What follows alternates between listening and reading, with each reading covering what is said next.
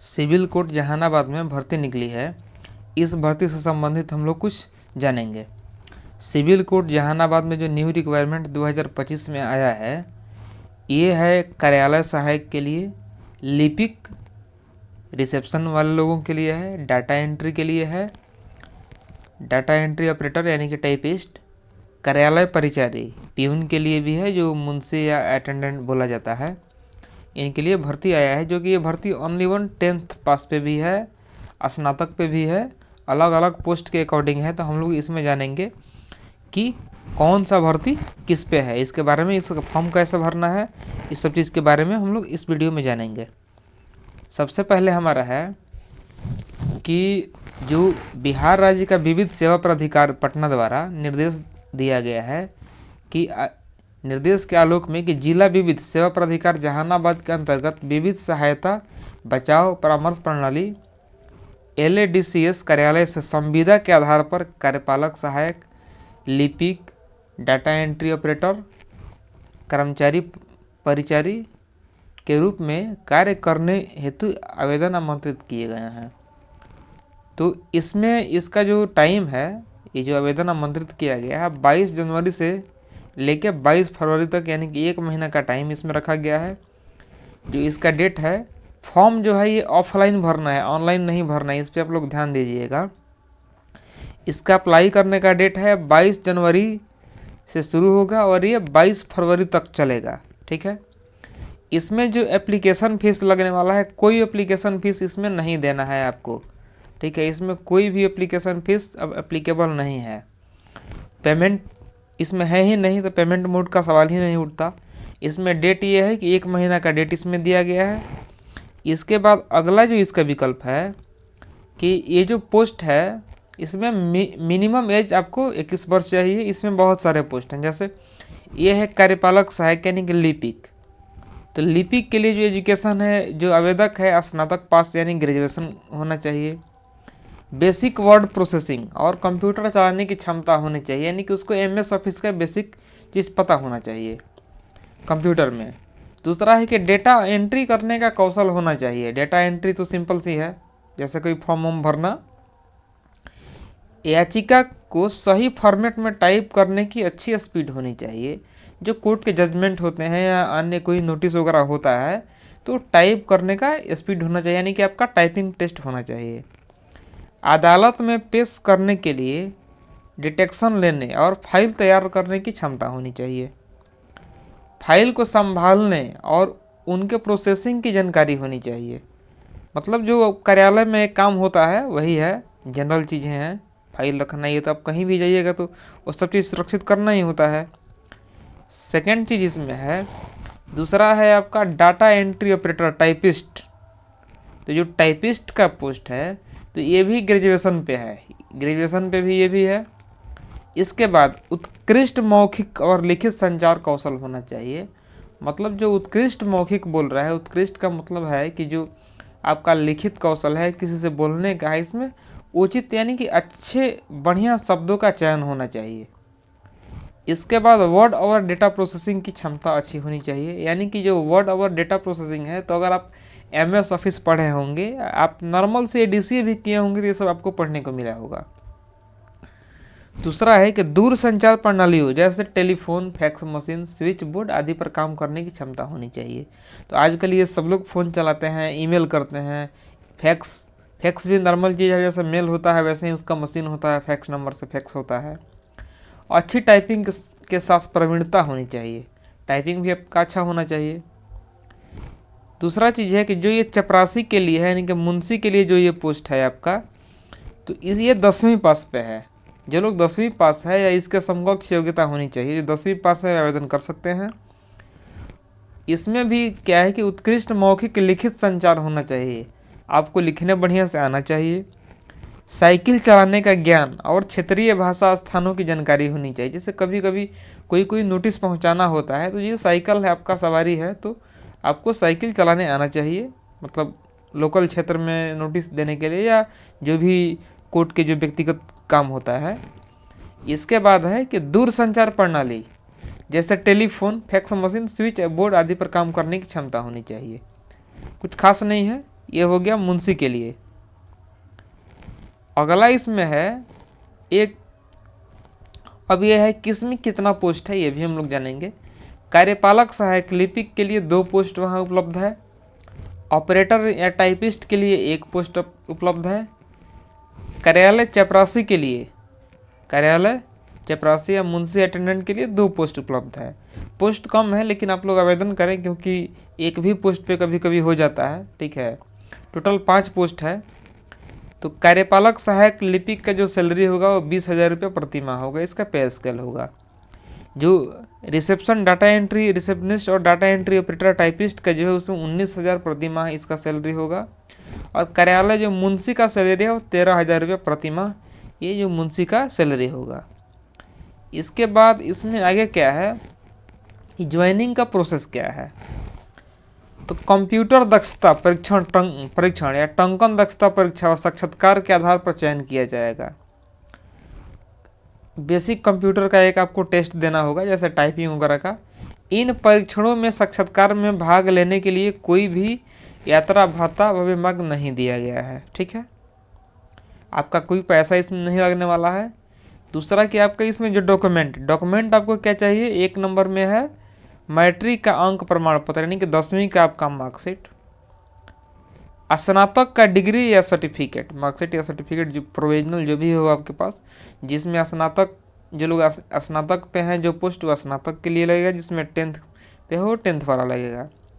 बाकी है कंप्यूटर प्रशिक्षण प्रमाण पत्र, आपके पास जो कंप्यूटर सीखे हैं उसका एक आपका सर्टिफिकेट होना चाहिए, DCA DCA जो भी आपके पास है। आधार कार्ड होना चाहिए। जो ये 5वां ऑप्शन है फौजदारी वाद होने पे फॉर्म A का घोषणा। फौजदारी का मतलब कि यदि कोई केस आपके ऊपर है, कोई विवाद चल रहा है, तो उसमें एक फॉर्म A दिया गया है। आपका केस कैसा है, क्रिमिनल प्रोसीजर का है या कोई अन्य है, मतलब कोई आप पर केस है तो उसका डिटेल फॉर्म A में भरना है। जिन पे कोई केस नहीं है उनको ये नहीं भरना है, ठीक है। चलिए आगे क्या है कि फॉर्म को कैसे भरें। तो सबसे पहले आवेदकों को अलग अलग पदों के लिए अलग अलग आवेदन करना होगा। अगर आप 2 पद के लिए आवेदन करते हैं आपको 2 आवेदन करना होगा।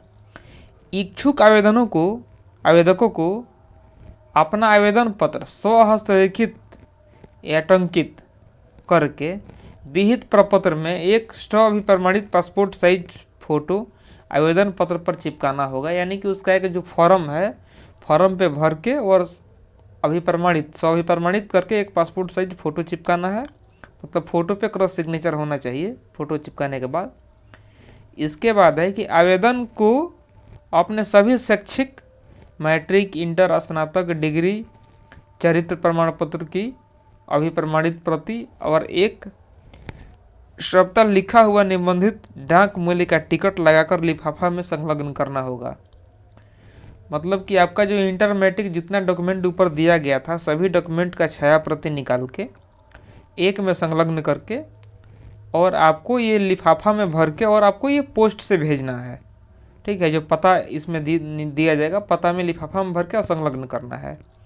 इस लिफाफे पर आवेदित पद का नाम भी लिखा होना चाहिए। जिस पद के लिए आप आवेदन कर रहे हैं उस पद का नाम भी लिफाफा के ऊपर लिखा होना चाहिए। इसके बाद क्या है कि आवेदकों को संबंधित डाक पोस्ट ऑफिस द्वारा सचिव, जिला विधिक सेवा प्राधिकार जहानाबाद बिहार पिन कोड 804408 के कार्यालय में 22 फरवरी 2025 को शाम 5 बजे तक प्राप्त होना अनिवार्य है। यानी कि आप जिस लोकेशन पर रहते हैं तो आप इस हिसाब से स्पीड पोस्ट करें कि 22 फरवरी 2025 को शाम 5 बजे से पहले वहाँ इस पर आपका पोस्ट पहुँच जाए। आवेदन तिथि के बाद, अंतिम तिथि के बाद आपका आवेदन पर कोई विचार नहीं किया जाएगा। यानी कि जो ये समय दिया गया है 22 फरवरी 2025 को शाम 5 बजे, इसके बाद यदि आपका आवेदन अगले दिन जाता है तो उस आवेदन पर कोई कार्य या विचार नहीं किया जाएगा। ये साफ साफ लिखा हुआ है। अब यह है कि कौन से पते पर आवेदन पत्र भेजें। आवेदन पत्र भेजने का यही पता है, यहाँ देखिए सचिव के पास भेजना है जिला विविध सेवा प्राधिकार जहानाबाद, यही आपका एड्रेस है। जो कार्यालय का नाम है जिला विधिक सेवा प्राधिकार जहानाबाद, राज्य बिहार, पिन कोड आपका है ये 804408। ठीक है, तो आपका एड्रेस पे जो स्पीड पोस्ट होगा आपको यहाँ से लिखना होगा सचिव, टू में लिखिएगा सचिव जिला विधिक सेवा प्राधिकार जहानाबाद।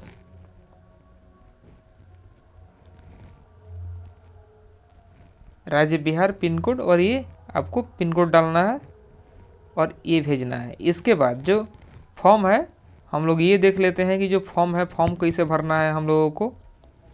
तो देखिए ये आपका जो फॉर्म हो गया, तो फॉर्म में भी कुछ खास नहीं है। यहाँ कार्यालय व्यवहार हेतु ये कार्यालय को भरना है, ये आपको नहीं भरना है, ये छोड़ देना है कार्यालय को भरने के लिए। इसका है आवेदित पद का नाम, तो यहाँ आपको पद का नाम भरना है।